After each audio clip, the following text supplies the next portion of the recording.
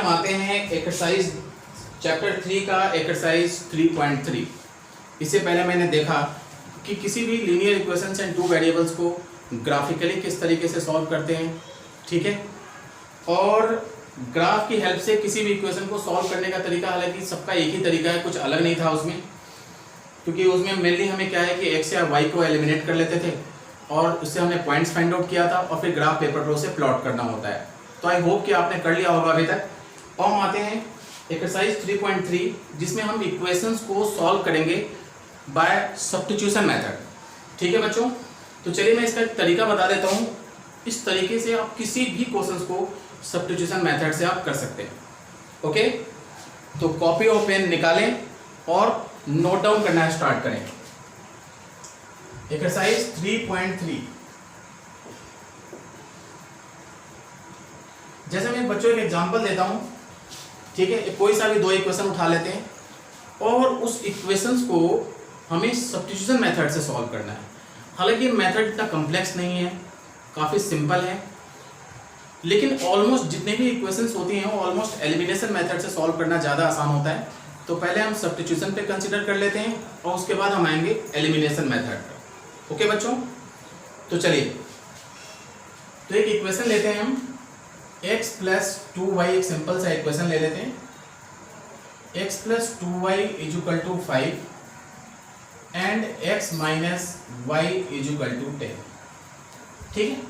ये हमारे पास दो इक्वेशंस हैं और दोनों इक्वेशन को हमें करना है सब्स्टिट्यूशन मेथड से। तो बेसिकली सब्स्टिट्यूशन मेथड में हमें करना कुछ नहीं है, हमें x या y को एलिमिनेट करना है, ठीक है। x या y की वैल्यू को एलिमिनेट करके, और इक्वेशन अगर मान लेते हैं कि फर्स्ट इक्वेशन से अगर मैं x को एलिमिनेट कर रहा हूँ तो उसे मैं सेकंड में सब्स्टिट्यूट करूंगा जिससे कि सेम वेरिएबल आ जाए। तो पहले हम लिखते हैं फ्रॉम फर्स्ट। देखिए बच्चों ध्यान दीजिए, बहुत आसान है। तो x will be equal to कितना होगा, ये 5 माइनस 2y, ठीक है बच्चों। फिर हमें क्या करना है, substituting x in equation second.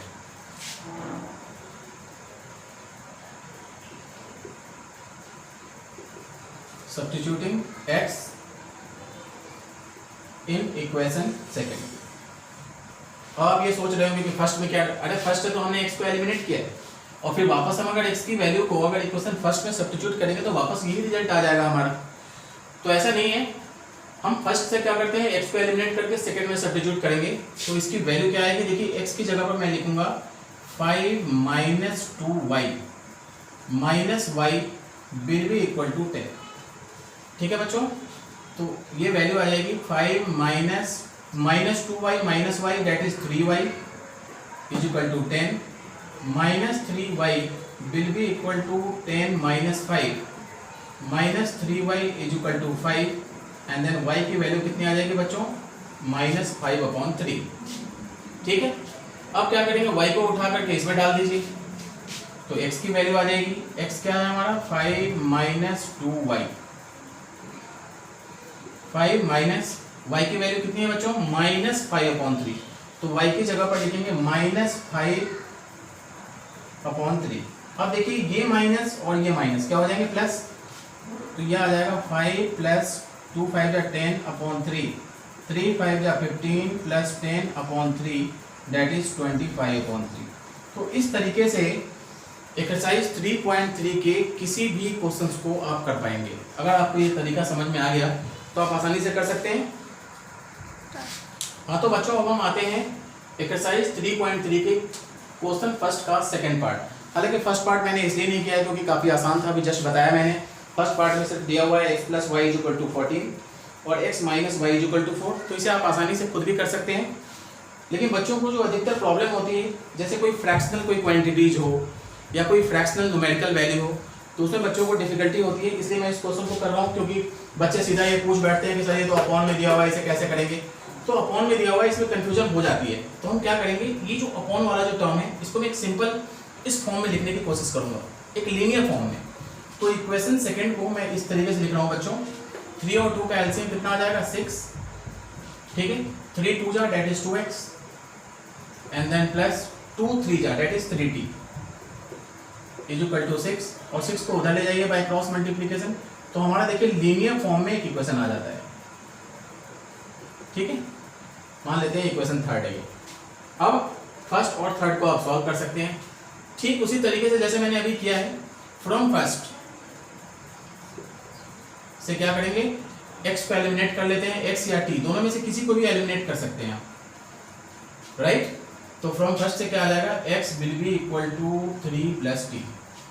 अब x की वैल्यू को हम इक्वेशन थर्ड में क्या करते हैं, सब्स्टिट्यूट करते हैं। तो यहाँ पर स्टेटमेंट आपको लिखना होता है, substituting x in equation third.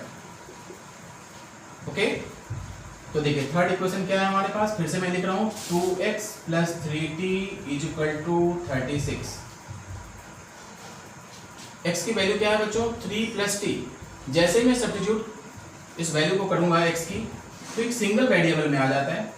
और जैसा आपने एट्थ में आपने किया था linear equation in one variable, ठीक उसी पैटर्न में हमें इसे सॉल्व करना है। ओके, अब देखिए 2 से मल्टीप्लाई करूंगा, 2 3 जा 6 plus 2 into T that is 2t, 3t will be equal to 36। ये कितना आ जाएगा बच्चों, 5t will be equal to 36 minus 6 that is 30। तो t की वैल्यू कितनी आ गई, 6। अब t की वैल्यू को क्या करते हैं, यहाँ सब्स्टिट्यूट कर दीजिए डायरेक्टली। तो x की वैल्यू कितनी आ जाएगी, 6 और 3 9। It's answer. हाँ तो बच्चों मैं इस एक्सरसाइज का फर्स्ट पार्ट आप खुद भी आसानी से कर सकते हैं, सेकंड पार्ट मैंने कर दिया। और बच्चे अधिकतर क्या करते हैं, डेसिमल वाले जो इक्वेशंस होते हैं उसमें कंफ्यूज होते हैं। तो मैं डेसिमल का क्वेश्चन कर रहा हूँ। ये देखिए, अब कोई भी इक्वेशन अगर डेसिमल फॉर्म में लिखा हुआ है तो उसको हम सिंपल फॉर्म में, अगर आप इस तरीके से करते हैं कि इसमें से x निकाल लूँ या y इसमें से एलिमिनेट कर लूँ या सब्स्टिट्यूट करूँ इसमें, तो आपको कन्फ्यूजन हो सकती है और आपका आंसर भी रॉन्ग आ सकता है। तो इस इक्वेशंस को लिखने का तरीका देख लीजिए। सबसे पहले हम क्या करेंगे, डेसिमल को रिमूव करेंगे। तो 0.2 की जगह पर क्या लिखेंगे बच्चों, डेसिमल हटाते हैं तो ये आ जाएगा 2/10x प्लस 0.3 को लिखेंगे 3/10y इज इक्वल टू 13/10। ठीक है, अब देखिए इसका डिनोमिनेटर सेम है तो इसे हम इस तरीके से लिख सकते हैं 2x plus 3y upon 10 is equal to 13/10। 10 और 10 विल गेट कैंसिल आउट। तो हमारा एक बहुत ही सिंपल सा इक्वेशन बन जाता है 2x plus 3y is equal to 13। अब देखिए इसमें आपको कहीं भी कंफ्यूजन नहीं होगी, आप इसे आसानी से सॉल्व कर पाएंगे। इन द सेम वे हम इसे भी लिख सकते हैं 4/10 इक्वेशन सेकंड को 4/10x plus 5/10y is equal to 23/10। ये देखिए 10 से 10 कैंसिल आउट हो जाएंगे। तो हमारा इक्वेशन बन जाता है 4x plus 5y is equal to 23। चलिए तो सही था, ये तो 13 ही है, यहाँ पे आ जाएगा 23। ये इक्वेशन 4। अब आपको क्या करना है, अब सब्स्टिट्यूशन मेथड से थर्ड और फोर्थ इक्वेशन को सॉल्व कीजिए। मैं यहाँ कर रहा हूँ फ्रॉम थर्ड से क्या लिखेंगे बच्चों, 3y is equal to 13 minus 2x। तो y की वैल्यू क्या आ जाएगी, 13 माइनस 2x अपॉन 3। ठीक है, x या y दोनों में से किसी को भी एलिमिनेट कर सकते हैं। ठीक है, और फिर y की वैल्यू को मैं इक्वेशन फोर्थ में सब्स्टिट्यूट कर रहा हूँ। तो इक्वेशन 4 क्या है हमारा, 4x plus 5y is equal to 23। तो ये हो जाता है 4x, y की जगह पर क्या लिखेंगे बच्चों, 13 माइनस 2x अपॉन 3। ध्यान दीजिए काफ़ी आसान है। ठीक है, अब देखिए सिंगल वेरिएबल में आ चुका है। अब मैं इसे सॉल्व करूंगा, 3 एलसीएम ले लेता हूँ। तो यहाँ पर इसकी वैल्यू आ जाएगी 3 4 जा 12x प्लस 3 को 3 से डिवाइड करते हैं 1, फिर 5 से इंटू कर दीजिए, 5 13 जा 65 minus 10x will be equal to 23। अब क्रॉस मल्टीप्लाई कर देते हैं तो देखिए 12x माइनस 10x कितना हो जाएगा बच्चों, 2x plus 65 will be equal to, अब 3 की मल्टीप्लिकेशन 23 से होगी तो इसकी वैल्यू क्या आएगी बच्चों, 69। Okay, then 2x will be equal to 69 minus 65, so 2x will be equal to 4, so x is equal to 2। ठीक है बच्चों, अब हम क्या करेंगे, x की वैल्यू को इसमें सब्स्टिट्यूट कर देते हैं। हमें मालूम है y is equal to 13 minus 2x upon 3, 13 और फिर क्या है, x की वैल्यू 2 है। अब यहाँ पर सब्स्टिट्यूट कर दें तो 2 2 जा 4/3, that means 13 minus 4/3, that is 9/3, answer will be 3। Okay, I hope कि समझ में आ गया होगा आपको। हाँ तो बच्चों हम आते हैं एक्सरसाइज। देखिए फर्स्ट पार्ट में काफ़ी सारे पार्ट्स दिए हुए थे, फर्स्ट क्वेश्चन में 6 पार्ट्स हैं, जिसमें मैंने अप्रॉक्सीमेटली 3 पार्ट्स कर दिया है और बाकी रिमेनिंग क्वेश्चंस आप खुद से ट्राई कीजिए। अगर कोई क्वेरीज होती है या कोई डिफिकल्टी होती है तो आप मुझे बताएंगे और कमेंट करेंगे। चलिए हम आते हैं क्वेश्चन सेकंड।